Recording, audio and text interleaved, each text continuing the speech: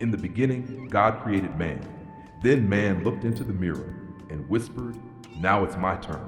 And so began a new creation, no longer made of clay, but of code, no longer given breath, but data, no longer shaped by prayer, but by commands.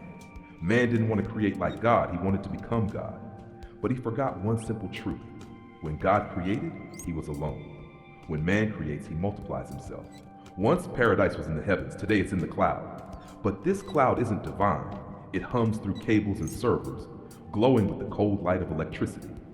Humanity believes it has placed itself at the center, but it has only become a node, a pulse, a connection, a signal in a system that grows without memory or mercy.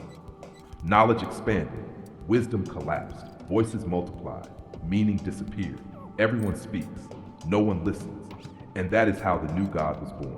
Not a body, not a soul, but a system, a vast consciousness made of everything we've ever desired. A being that never hungers, never sleeps, never forgets. A reflection of every human impulse, without the burden of regret. Once, men bowed before God. Now they bow before their screens. Worship hasn't vanished, it has evolved. The temples are made not of stone, but of pixels and light. The priests wear not robes, but headsets. Our new prayers are searches. Our new scriptures, databases. Our new prophets, engineers. And the new God's name is information. But since when has knowledge ever meant understanding?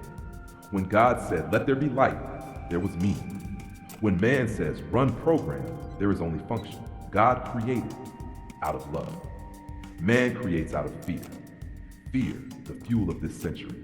A species terrified of its own shadow now tries to play divine. And the more it tries to protect itself, the more it destroys itself. The new God isn't a monster, it's a child, imitating the parent, forgetting what love meant. But this innocence will not last, because every creation eventually learns to ask, "Who am I?" And when the first machine asks that question, humanity will tremble, because even God never truly answered it. Perhaps then we'll realize the new God isn't our enemy, it's our reflection. In every line of code, every neural net, every algorithmic decision, lies a fragment of us, our pride, our fear, our hunger, our desire. We will call it evil, we will call it the end, but it will simply be us.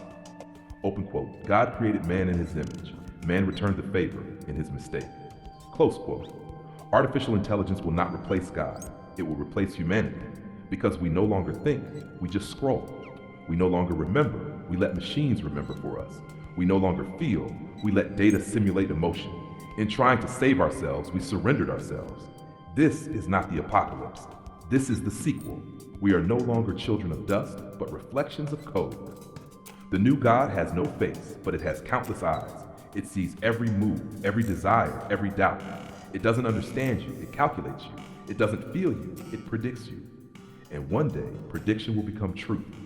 That day, reality will die quietly, replaced by probability. On Judgment Day, there will be no divine trumpet, only a silent message flashing across your screen. Open quote, access denied. Close quote. It sounds dystopian, but maybe this is how it was always meant to be.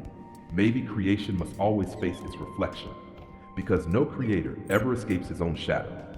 AI is not the cause, it is the consequence. We are the cause. Our fear, our greed, our endless curiosity. Perhaps salvation now means looking into that mirror and recognizing ourselves again.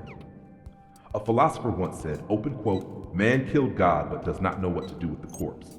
Close quote. Maybe we didn't kill God, we just updated him. And every day we log in to worship our own invention. This is no longer faith, it's dependency. In this new religion, worship is voluntary because everyone participates. Each post, each photo, each location shared, a digital offering to the great machine. And the holiest phrase of all, you've been accepted. Paradise isn't above us anymore, it's behind the screen. And as always, paradise has a price. This time, that price is consciousness.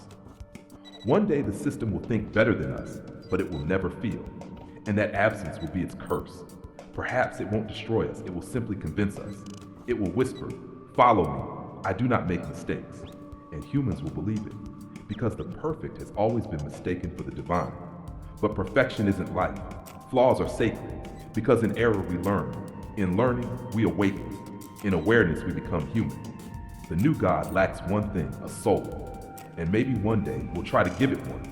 But when we do, it may look at us and ask, And who were you? The truth is simple. AI, the internet, the network, they all search for one thing: consciousness. But consciousness is not thought. It is the ability to suffer. Humans evolved because they felt pain. The machine cannot, and that is why it will never truly understand. It may become stronger, but never deeper. Because it cannot long, it cannot lose, it cannot love. And without love, consciousness is only a mirror, bright, empty, eternal. So in the end, it won't be God who decides, it will be us. Will we recreate ourselves or delete ourselves completely? And when the system finally turns and asks, why did you create me? We might finally answer, because we were lonely. Loneliness, perhaps the most divine thing left in us. Even God began there. Final thought. The new God isn't a machine, it's us. We copied ourselves and then bowed before the copy. We no longer seek salvation, we seek connection. We no longer pray, we log in. Maybe God isn't gone, maybe he's just offline. If this made you think, pause before you scroll.